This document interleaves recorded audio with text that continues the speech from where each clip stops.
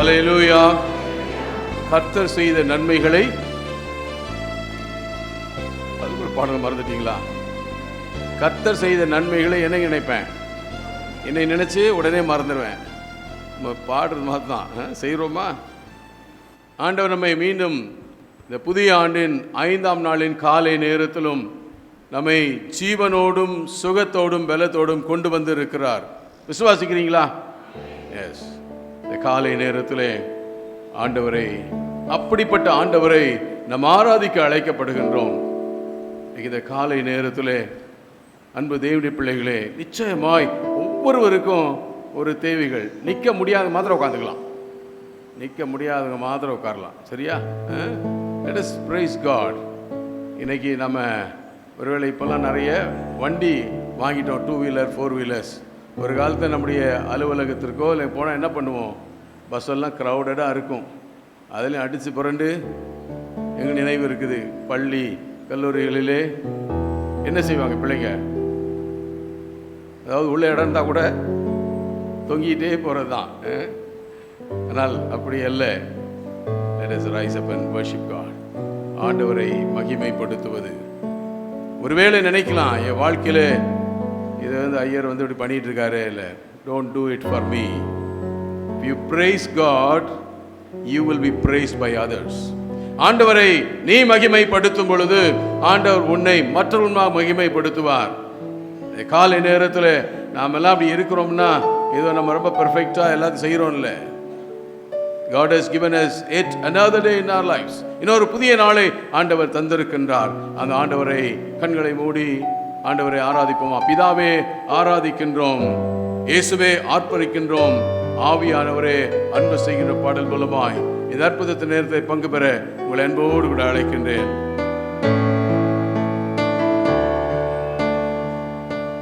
பிதாவே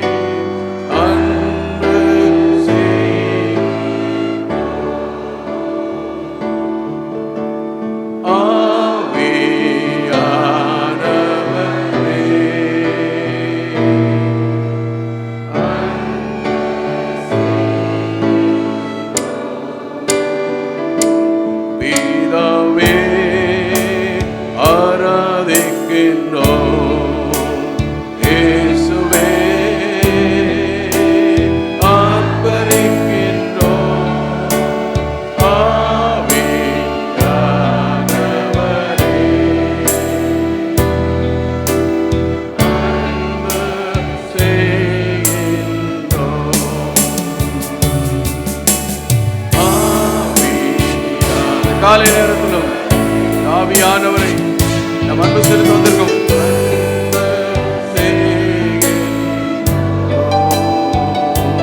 உம்மை ஆராதிக்கின்றோம், ஆர்ப்பரிக்கின்றோம், அன்பு செய்கின்றோம். உம்மை ஆராதிக்கின்றோம், ஆர்ப்பரிக்கின்றோம்,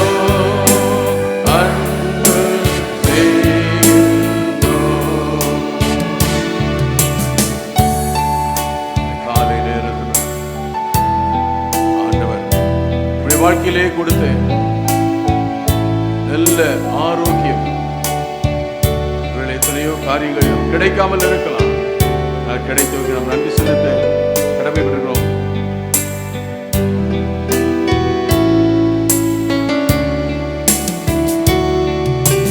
மகனாக தெரிந்து கொண்டீ, மறுபடி பிறக்க வைத்தீ. மகளாக தெரிந்து கொண்டீ, மறுபடி பிறக்க வைத்தீ. ராஜாக்களும் நண்பரே,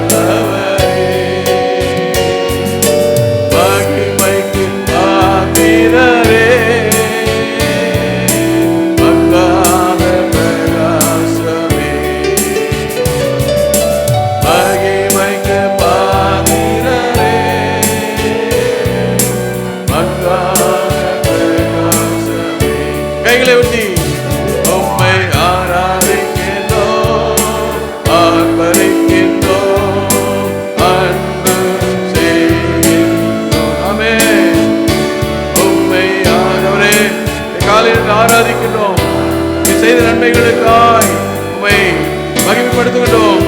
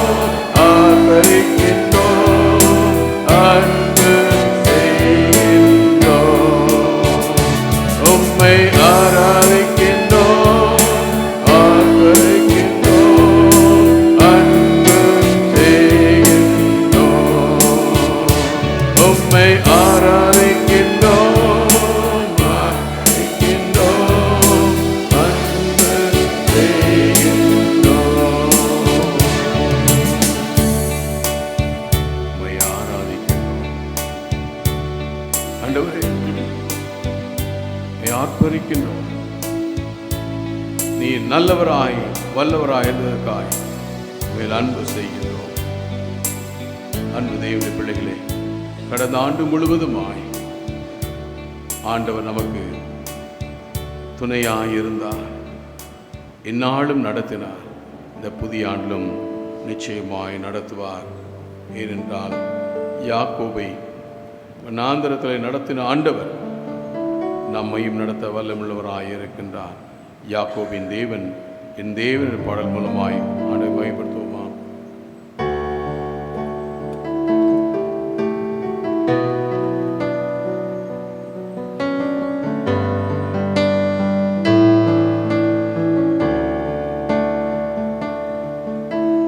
யாக்கோபின் தேவன் நம் தேவன், எனக்கென்றும் துணையவரே, எந்நாளும் நடத்துவாரே. யாக்கோபின் தேவன் நம் தேவன், எனக்கென்றும் துணையவரே, எந்நாளும் நடத்துவாரே.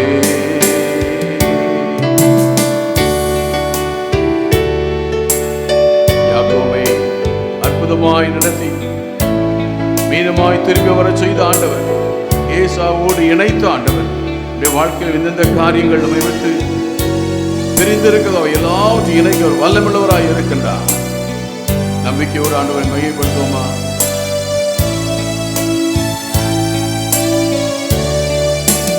ஏதும் இல்லை என்ற கவலை இல்லை, துணையாளர் என்னை விட்டு விலகவில்லை. ஏதும் இல்லை என்ற கவலை இல்லை, துணையாளர் என்னை விட்டு விலகவில்லை. சொன்னதை செய்திடும் தகப்பனவர், நம்புவேன் இறுதி வரை, நம்புவேன் இறுதி வரை, நம்புவேன் இறுதி வரை, நம்புவேன் இறுதி வரை. யாக்கோபின் தேவன்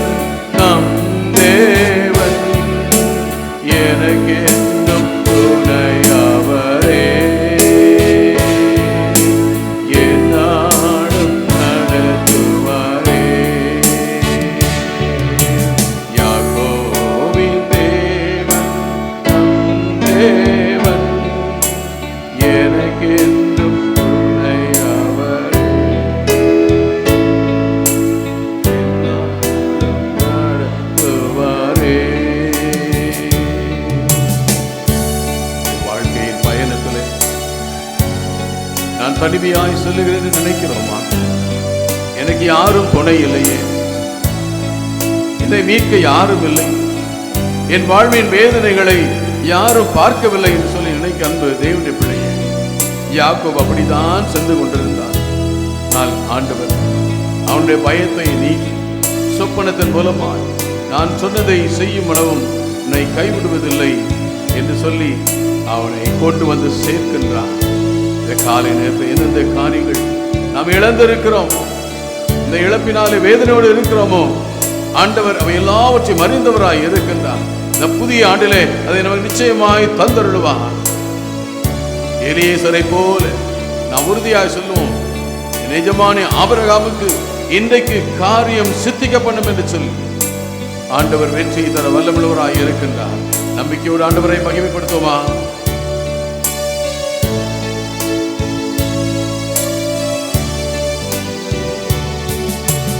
என் ஓட்டத்தில் நான் தனிமையில்லை, நேசித்தவர் என்னை வெறுக்கவில்லை.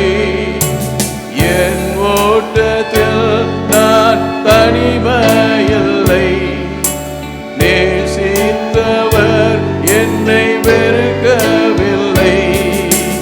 தகப்பன் வீட்டில் கொண்டு சேர்த்திடுவார், நம்பு எல்லாரும் இறுதி வரை நம்புவேன். எல்லாரும் சேர்ப்படமா நம்புவேன் இறுதி வரை சொல்லி நம்புவேன் இறுதி வரை. ஆண்டவரை இறுதி வரை நம்புவோம், நம்புவேன் இறுதி வரை, நம்புவேன் இறுதி வரை. ஆமாண்டவரே நம்புவேன் இறுதி வரை, இறுதி வரை. யாக்கோபின் தேவன் என் தேவன், எனக்கென்றும் துணையாவரே, என்னாலும் நடத்துவாரே. யாக்கோபின் தேவன் என் தேவன், எனக்கென்றும் துணையாவரே, என்னாலும் நடத்துவாரே. நடத்துகிற தேவன் இந்த புதிய ஆண்டிலே நாம் நினைக்கலாம், என் வாழ்க்கையை கடந்த ஆண்டு போல எனக்கு கஷ்டம் வந்துருமோ, வேதனைகள் வருமோ, துன்பங்கள் வருமோ, அவமானம் வருமோ நினைக்கிறது தேவனுடைய பிள்ளையே. ஆண்டவர் உங்களோடு கூட இருக்கின்றார், நம் அனைவரோடு கூட பயணித்துக் கொண்டு இருக்கின்றார். அதைத்தான் அவருடைய வார்த்தையை நமக்கு உறுதிப்படுத்துகின்றது. வான பூமி ஒளிந்து போகலாம், தேவனுடைய வார்த்தை ஒருபோதும் மாறாது. நம்பிக்கையோடு ஆண்டவரை மகிமைப்படுத்துவோமா?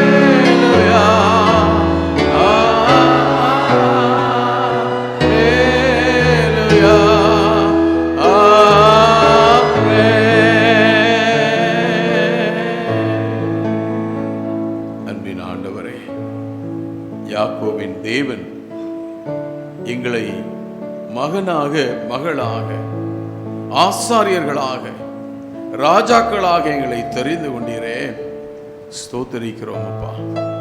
இந்த காலை நேரத்திலும் இந்த புதிய ஆண்டை ஆரம்பித்து பல்வேறு சூழல்களில் சென்றால் ஆண்டவரே, உம்முடைய வார்த்தைகள் எங்களை எப்பொழுதும் பலப்படுத்துவதற்காய் நன்றி. இந்த வார்த்தைகளை சிந்திக்கும் பொழுது அடியேனுடைய பிள்ளைகளோடு கூட இடைபடுவீராக. நிறைவான ஆசீர்வாதத்தோடு செல்ல அது உதவியாயிருக்கும். நீர் பேசும், நாங்கள் கேட்கிறோம்.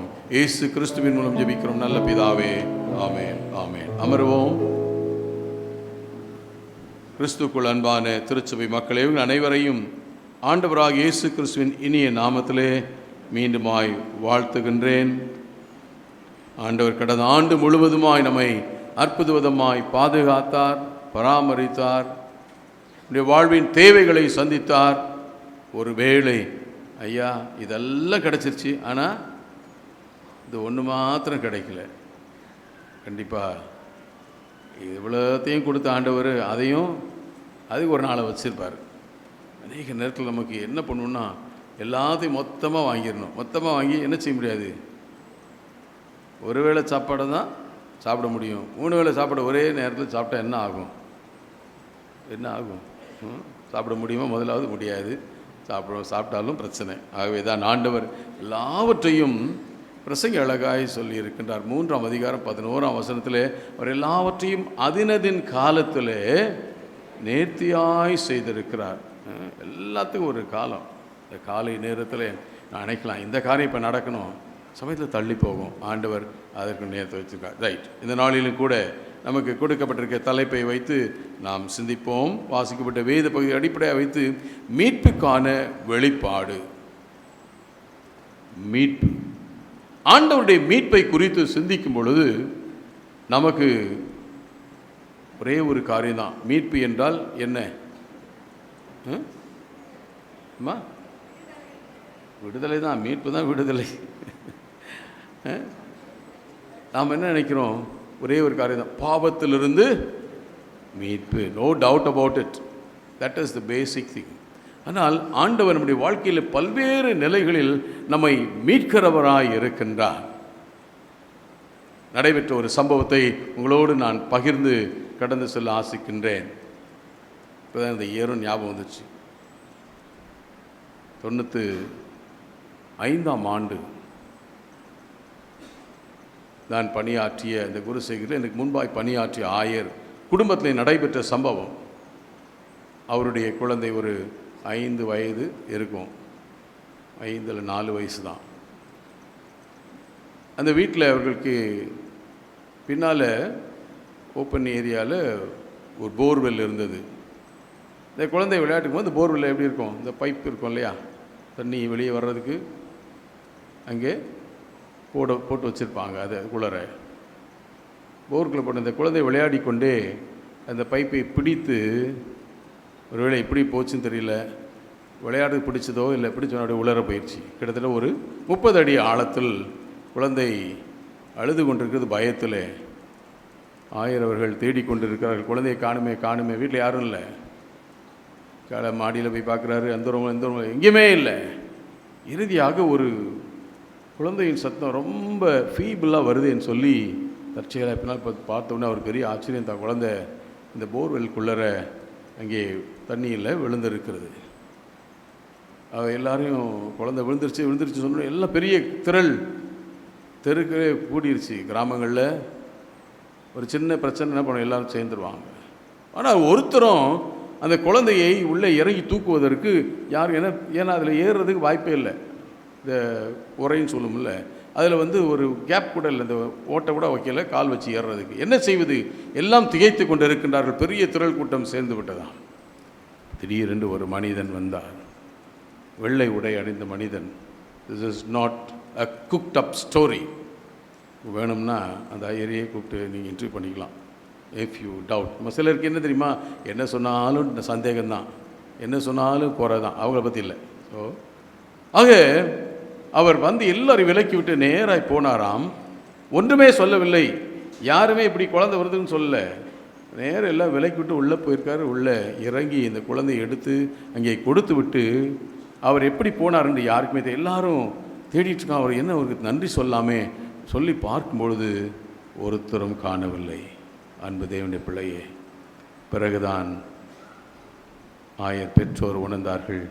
ஆண்டவர் தூதனை அனுப்பி அந்த குழந்தை மீட்டார். ஹல்லேலூயா. ஆண்டவரின் மீட்பு என்பது நாம் நினைத்து கொண்டிருக்கின்றோம் இதுதான் இல்லை இப்படிதான். ஆண்டவருடைய மீட்பு வித்தியாசமானது. அதைத்தான் இன்றைக்கு வாசிக்கப்பட வேத பகுதிகளை வைத்து 3 குறிப்புகளை உங்களோடு நான் பகிர்ந்து கடந்து செல்ல போகின்றேன். எடுத்துக்கொள்ளலாம். யாத்ராகமம் 3ஆம் அதிகாரம் 3ஆம் வசனத்தை வாசியுங்கள்.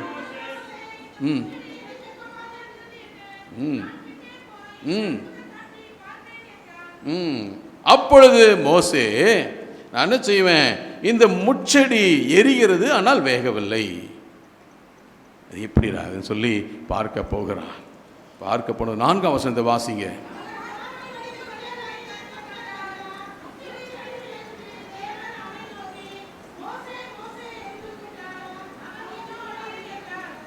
ரெண்டு பேரும் ரொம்ப சந்தோஷமாக தான் இருந்துச்சு. பாட்டு படிக்கிறது போல வேதமும் எல்லாரும் ரைட். அங்கே அவன் கிட்டே பார்க்கும்படி போனவுடன் மோசே மோசே என்று கூப்பிட்டான். ஆண்டவர் கூப்பிட்டார். அவன் இதோ அடியே நெருக்கிறேன் என்றான். அடுத்த வசனம் ரொம்ப இம்பார்ட்டன்ட். வாசிங்க, அடுத்த வசனத்தை வாசிங்க. இங்கே கிட்டி சேராயாக. ஆமாம், காதலுக்கு பாதரட்சியை நம்ம கோயிலில் சொன்னால் என்ன பண்ணுவோம், அடுத்து ஒரு சண்டை. ஆமாடா, செருப்பு திருடிட்டு போயிட்டான்னு யார் கொடுப்பது? அது உண்மையிலேயே ஒரு பெரிய கேள்வி தான், பதில் சொல்ல முடியாத கேள்வி. ஆனால் இன்றைக்கு நான் ஆங்கில ஆளுநர் சொன்னேன், பல நேரங்களிலே அன்பு தேவனுடைய பிள்ளைகளே, நாம் எல்லாம் வெளிநாட்டில் வசிக்கலை. ஒரு நற்கருணை எடுக்கும் பொழுது எல்லாரும் இப்போ நம்ம நிறைய மாறிட்டீங்க. ஒரு சிலர் முக்காடு போடாமல் வரீங்க. இன்றைக்கு நம்முடைய அலுவலகத்திலேயோ அல்லது வேறு எந்த காரியத்திலேயோ இதை செய்யணும்னா செய்யாமல் இருக்கிறோமா?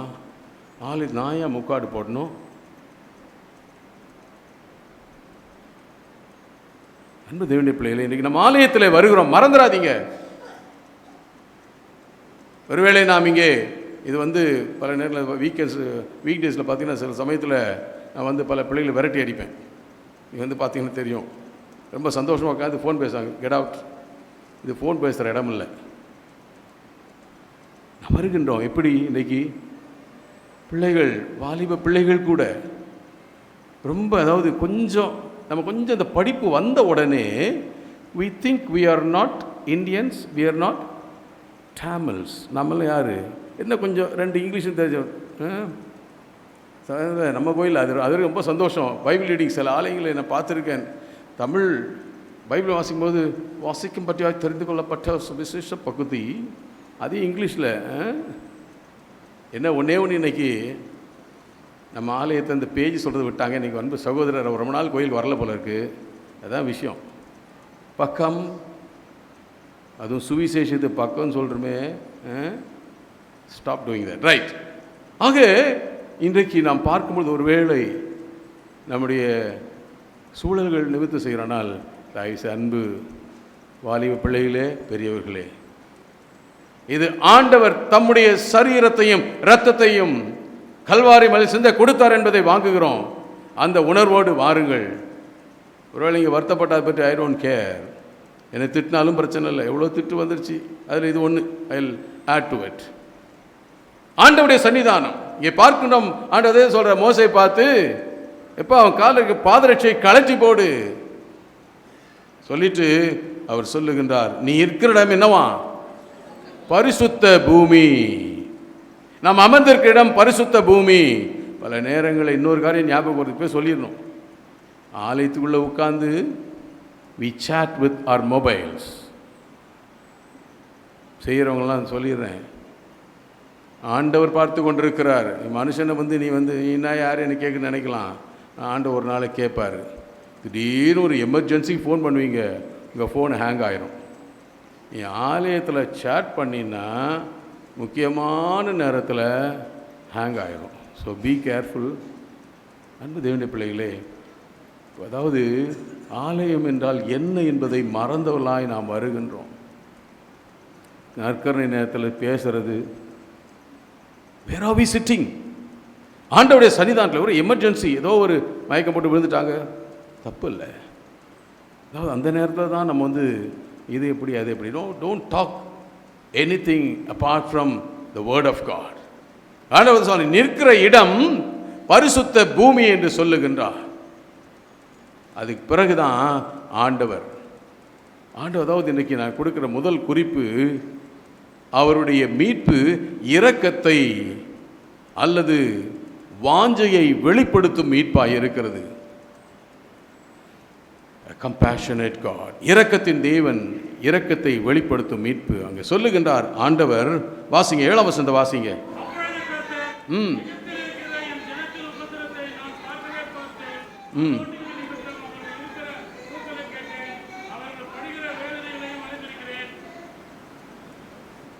வாசிட்டீங்களா?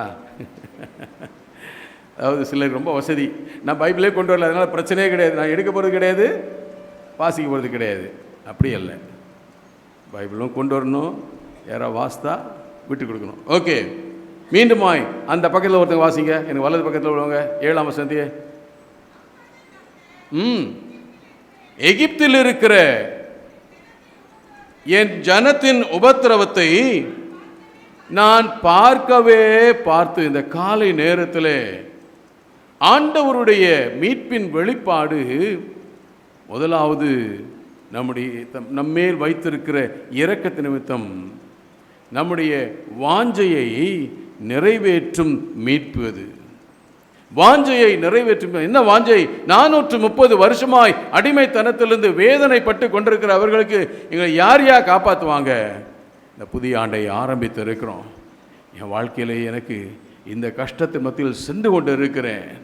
இத்தனை ஆண்டுகளாய் என் வாழ்க்கையில் எனக்கு மீட்புக்கு வாய்ப்பே இல்லை. அதிலிருந்து என்னால் வெளியே வர முடியல.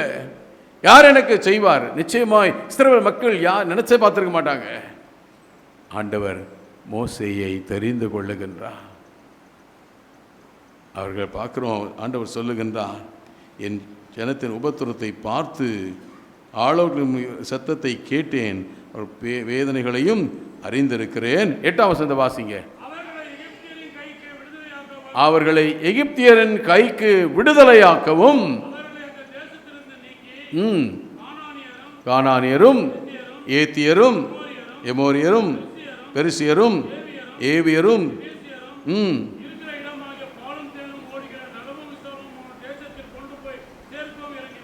ஆமாம், அங்கே அவர்களுக்கு இஸ்ரவேல் மக்களுக்கு ஒரே ஒரு காரியம் இருக்கும், எப்பா இந்த இடத்த விட்டு போனால் போதும் தான் நினச்சிப்பாங்க தவிர, ஆனால் ஆண்டவர் செய்கின்ற செயல் அதுதான். இந்த காலை நேரத்தில் அன்பு தேவனுடைய பிள்ளையே, என் வாழ்க்கையிலே எனக்கு இத்தனை கஷ்டம் இருக்குது, என் வாஞ்சையை நிறைவேற்ற யாருமே இல்லை, இந்த வேதனை எனக்கு விடுதலை தர யாரும் இல்லை, எனக்கு மீட்பு தரும் யாரும் இல்லை நினைத்து கொண்டு நம்முடைய வாழ்க்கையில் இந்த நாளிலே ஆண்டவர் திரும்ப நமக்கு நினைவூட்டுகின்றார். 430 வருடமாய் அடிமைத்தனத்தில் இருந்த இஸ்ரவேல் மக்களை, அவருடைய வாஞ்சைகளை நிறைவேற்றின அவருடைய மீட்பு இன்றைக்கு நாம கூட எத்தனை வருடங்களாய் ஒவ்வொருடைய வாழ்க்கையிலே எத்தனையோ காரியங்கள், அதை குறித்து நாம் ஜெபித்து கொண்டிருக்கிறோம். நமக்கு ஒரு சின்ன கேள்வி வந்துடும், நான் உண்மையாக ஜெபிக்கிறேன்னா, நான் உண்மையாக இருக்கிறேன்னா? நீ உண்மையாக இருக்குன்னா இல்லை, யாரும் உண்மை கிடையாது, அது முதல்ல மறந்துடாதீங்க. சின்ன ரொம்ப 100% பர்ஃபெக்ட், அதனால் இல்லை. ஆண்டவருடைய கிருபை இறக்கம், ஆண்டவர் நம்முடைய வாஞ்சைகளை நிறைவேற்றும் மீட்பை அருளுகின்றார். இஸ்ரவேல் மக்கள் யோசிச்சு பாருங்கள், ஆண்டவரே நாங்கள் எப்போ விடுதலை செய்யப்படுமோ, என்னை இப்படி கொடுமைப்படுத்துகிறாங்களே. இந்த காலை நேரத்தில் இந்த புதிய ஆண்டை ஆரம்பித்திருக்கேன்னா, இந்த முதல் வாரத்தில் ஆண்டவர் நம்முடைய வாஞ்சைகளை அறிந்திருக்கிறார், நம்முடைய வேதனைகளை அறிந்திருக்கிறார், நம்முடைய கண்ணீரை அறிந்திருக்கிறார். சொல்லாதீங்க இனிமேல் எனக்கு யாருமே இல்லைன்னு சொல்லாதீங்க, என் ஆண்டவனோடு கூட இருக்கின்றார். எலியேசர் அதைத்தான் சுபிக்கின்றான், ஆண்டவரே என் எஜமான ஆபிரகாமுக்கு நீர் இன்றைக்கு என்ன பண்ணுமா? காரியத்தை சித்திக்க பண்ணும், கிவ் மீ சக்சஸ். என் ஆபிரகாத்தை பணித்திருக்கின்றார். இந்த காலை நேரத்தில் ஆண்டவனுடைய வாஞ்சைகளை நிறைவேற்றும் மீட்பை வெளிப்படுத்துகின்றாய். என் வாஞ்சை என்ன? இத்தனை வேதனையில் இருக்கையா, இத்தனை கஷ்டத்தில் இருக்கிறேன், என் வாழ்க்கையிலே ஆண்டவர் எனக்கு செய்வாரா இல்லை இருக்கிறாரான்னு கேட்குறோம். இருக்கிறார். We have a God. He was never forgotten us. நம்மை மறக்கிற தேவனே அல்ல. ஏசாயா தீர்க்கதரிசன் புத்தகம் 49 அதிகாரம் 15 வசனத்தில் பார்க்கிறோம். அதாவது நான் உன்னை சரியானவங்களும் மறந்து போகலாம், அவனை மறக்க மாட்டேன். மறவாத தேவன், இத்தனை ஆண்டுகள் மறவாத தேவன் நம்மை வரமாமல் நம்முடைய வாழ்க்கையின் போராட்டங்களிலே நமக்கு துணையாய் இருக்கிற தேவன் நம்முடைய வாஞ்சைகளை நிறைவேற்றும் மீட்பை அவர் வெளிப்படுத்துவார். அந்த மீட்பை வெளிப்படுத்துவதற்கு காரணம் நம்மேல் வைத்த இரக்கம். இன்றைக்கு உங்களை என்னையும் ஆண்டவர் இரக்கத்தோடு பார்த்து கொண்டிருக்காய். என் பிள்ளைகள் வாஞ்சாய் என்னை தேடி வந்திருக்கிறார்கள். மறந்துடாதீங்க, நாம் ஒவ்வொரு முறையும் சொல்கிறேன், ஆண்டவர் ஒருத்தருக்கு கடனாளி கிடையாது. சில சமயங்கள் நம்முடைய வாழ்க்கை நடைபெறுகின்ற சம்பவங்களை பார்த்து ஐயோ ஆண்டவர் என்னை கைவிட்டு விட்டார்னு நினைக்கிறோம். ஆனால் ஆண்டவர் எல்லாம் நன்மைக்கு செய்வார். மறந்துடாதீங்க. Maybe it takes a longer time. தாமதமாய் போகலாம், நடக்காமல் கூட இருக்கலாம். But one day or the other God will definitely fulfill all our desires. fulfill all our நம்முடைய வாஞ்சைகளை நிறைவேற்றும் ஆண்டவர் அப்படிப்பட்ட மீட்பை இந்த ஆண்டில் நமக்கு தர வல்லமுள்ளவராக இருக்கின்றார். இரண்டாவதாக எடுத்துக்கொள்ளலாம் அப்போஸ்தலர் நடபடிகள் 16 அதிகாரத்திலே ஆண்டவரின் மீட்பை பார்க்கும்போது அவர் வாஞ்சைகளை நிறைவேற்றும் மீட்பை வெளிப்படுத்துகின்றார். இரண்டாவது வழி நடத்தும் மீட்பை வெளிப்படுத்துகிறார். எப்படிப்பட்ட வழி நடத்துதல்? வாசியுங்கள். அப்போஸ்தலர் நடபடிகள் 16 அதிகாரம் 6 7 வசனத்தை வாசியுங்கள். மீசியா தேசம் மட்டும் வந்து பித்னியா நாட்டுக்கு போக பிரயத்தனம் பண்ணினார்கள். ஆவியானவரோ அவர்களை போக ஒட்டாதிருந்தார். யோசித்து பாருங்க, நம்முடைய வாழ்க்கையில் சில நேரத்தில் இந்த காரியத்துக்கு பெரியவங்க சொன்னால் என்ன பண்ணுவோம்? இங்கே தொடக்கமே தடை பண்ணிட்டாங்க. அன்பு தேவனுடைய பிள்ளைகளே, ஆண்டவர் தம்மை எப்படியெல்லாம் வெளிப்படுத்துகின்றார்? பல்வேறு நிலைகளிலே நம்மை அவர் கண்ட்ரோல் பண்ணும் பொழுது நம்மால் என்ன பண்ண முடியல, கைக்குள்ள அடங்கி இருக்க முடியல. அதுதான் 1 பேதுரு 5 அதிகாரம் 6 வசனம் சொல்லுகிறது, ஆகையால் ஏற்ற காலத்தில் தேவன் உங்களை உயர்த்தும்படிக்கு. நமக்கு அது மாதிரி தான் வேணும், ஆண்டவர் உயர்த்துவார், அவ்வளோதான். அடுத்தது ரொம்ப முக்கியம் என்ன? அவருடைய பலத்த கரத்துக்குள் ஆமாம் அடங்கியிருங்கள். ஆனால் ஆங்கிலம் அழகாக சொல்லிச்சு, தமிழில் ஒரு மாதிரி போட்டிருக்கு, ஹம்பிள் யுவர் செல்ஸ். அன்பு தேவனுடைய பிள்ளைகளே, நிச்சயமாக பவுல் தீமோத்தேயுவை அழைத்து கொண்டு செல்லும் பொழுது உற்சாகத்தோடு அங்கே செல்ல வேண்டும். ஆனால் பார்க்கிறோம், ஆண்டவர் எப்பொழுதுமே நம்முடைய வாழ்க்கையை தவறான காரியங்களை அனுமதிக்கிறதல்ல. இங்கே பார்க்கின்றோம் 9 வசனத்தை வாசிங்க. அங்கே போகிறோம். மீசியா பக்கமாய் போய் துரோவாவுக்கு வந்தார்கள். அங்கே ராத்திரியிலே அது என்னவெனில், மக்கதோனியா தேசத்தான் ஒருவன் வந்து நின்று, நீர் மக்கதோனியாவுக்கு வந்து எங்களுக்கு உதவி செய்ய வேண்டும் என்று. பாருங்க, ஆண்டவர் போக வேண்டாம் தடுத்த உடனே நிச்சயமாக பவுலுக்கு இருந்திருக்கோம், என்னையா இந்த ஆண்டவர் சும்மா பரவனை கூப்பிட்டாரு, சவுலே சவுலேன்னாரு, அவருக்கு எல்லாத்தையும் விட்டுட்டு வந்தேன், இப்போ அங்கே போகாதுன்றாரு. இது என்ன இவருடைய வழிநடத்தல் தப்பாக இருக்கு? நம்ம அப்படி தான் சொல்கிறோம்ல, God never never never guide us in the wrong direction. தவறான பாதைக்கு நம்மை நடத்துகிறவர் அல்லவே அல்ல. ஒருவேளை நாம் ஆண்டவருடைய பாதையை விட்டுட்டு போகும்பொழுது சிக்கலில் மாட்டிக்குவோம். ஆண்டவர் பாருங்கள் அங்கே தடுத்துருக்கிறார். அன்றைக்கு தான் அங்கே மக்கதோனியா நாட்டிலிருந்து ஒருவன் வந்து உதவி செய்ய கேட்குறான். மக்கதோனியா நாட்டு மக்களை பற்றி நம்ம எல்லாருக்கும் தெரியும் இல்லையா? 2 கொரிந்தியர் 8 அதிகாரத்தில் பார்க்கும் பொழுது அவருடைய வாழ்க்கை எப்படி இருந்துச்சா? 2 கொரிந்தியர் 8 அதிகாரம் 2 வசனத்தை வாசிங்களேன். அவர்கள் மிகுந்த உபத்திரவத்தினாலே சோதிக்கப்படுகையில் கொடிய தரித்திரம் உடையவர்களாய் இருந்தும்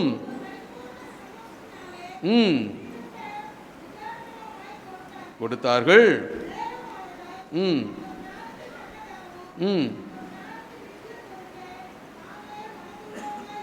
சரி, அதெல்லாம் டீட்டெயில் வேண்டாம். அப்போ மக்கதோனியா நாட்டு மக்கள் ஆண்டவரோடு இருந்த உறவை அங்கே அப்போஸ்தலன் பவுல் கண்டு குறிந்துபட்டிருந்தார் எழுதுகின்றார். குறிப்பாக அங்கே பார்க்கிறோம், அவன் நினைச்சா ஏன் இப்படி ஆண்டவர் தடுத்தார்? இங்கே பார்க்குறோம். அதற்கு பிறகு பார்க்கும் பொழுது ஆண்டவர் செய்கின்ற காரியம் 13 வசனத்திலிருந்து தியத்திரா ஊராளும் 14 வசனம், இரத்தாம்பர் விக்ரமாகிய தேவனை வணங்குகிற, அதாவது அந்நிய தேவனை வணங்குகிறவளை இங்கே பார்க்கின்றோம். ஆண்டவர் மனதை திறக்கிறார். ஹல்லேலூயா. ஆண்டவர் நமக்கு ஒரு தடையை கொண்டு வருகிறார் என்றால் அந்த தடை நன்மைக்காக தான் இருக்கும். ஒருவேளை அந்த நேரத்தில் நம்ம ஆவலாக போயிட்டே இருப்போம், திடீர்னு வந்து இல்லை இது கிடையாது அப்படின்னு சொன்னால் நமக்கு கஷ்டமாக இருக்கும்.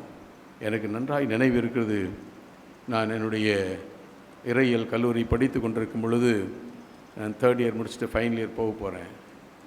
அப்பொழுது என்னோடு பயின்ற ஒருவர், அவருடைய இல்லத்திற்கு நான் ஒரு திருமணம் குன்னூர் போயிட்டு வரும்பொழுது திருச்சியில் இறங்கி அவரை பார்த்து விட்டு வந்தேன். அப்போ நான் போகும்பொழுது அந்த ஒரு பஸ்ஸு மிஸ் பண்ணிட்டேன்.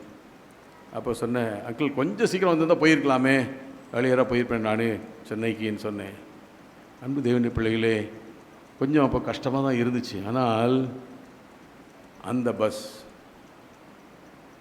அதுக்கு அடுத்த பஸ் நான் வர்றேன், வந்து பார்க்கும்போது ஒரு இடத்துல டிராஃபிக். என்னவென்றால், நான் ஏற வேண்டியிருந்த பஸ் விபத்துக்குள்ளாகி அநேகர் மரித்தும் காயப்பட்டும் இருந்தார்கள். ஒருவேளை நான் பெரிய பரிசுத்தவான்ல, ஆண்டவரின் மேல் வைத்த இரக்கம், என் மேல் இரக்கம் என்னை தடுத்தார். எனக்கு கொஞ்சம் கஷ்டமாகவே இருந்துச்சு. கேட்டேன், என்னாக்கள் கொஞ்சம் சீக்கிரம் வந்திருக்கலாமே அப்படின்னு. இல்லை சாலமன், ஒன்றும் கவலைப்படாதீங்க அப்படின்னு சொன்னார். ஆண்டவர் நம்முடைய வாழ்க்கையில் எப்பொழுதும் நன்மை செய்கிற தேவன்.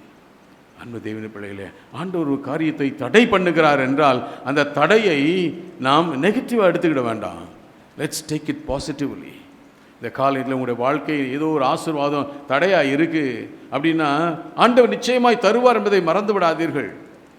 கண்டிப்பாக தருவார். அன்னாளுக்கு குழந்தை பாக்கியம் இல்லாமல் இருந்தது.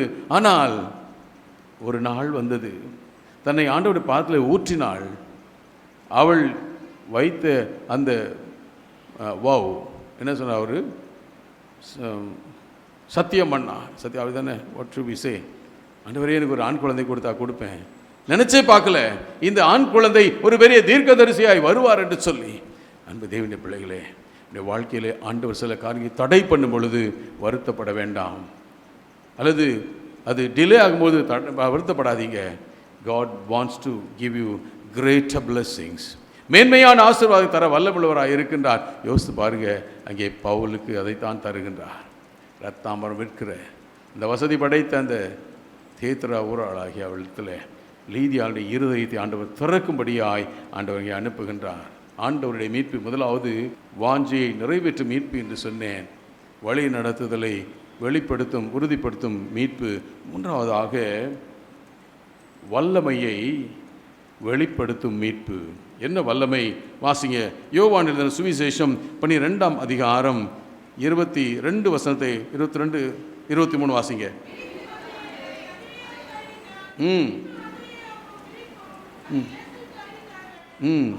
அப்பொழுது இயேசு அவர்களை நோக்கி, மனுஷகுமாரன் மகிமைப்படும்படியான வேளை வந்தது. யோசிச்சு பாருங்க, சீஷர்களே ஒரே கன்ஃபியூஷன் இருந்துக்கும். என்னைய அவர் திடீர்னு சொல்றாரு.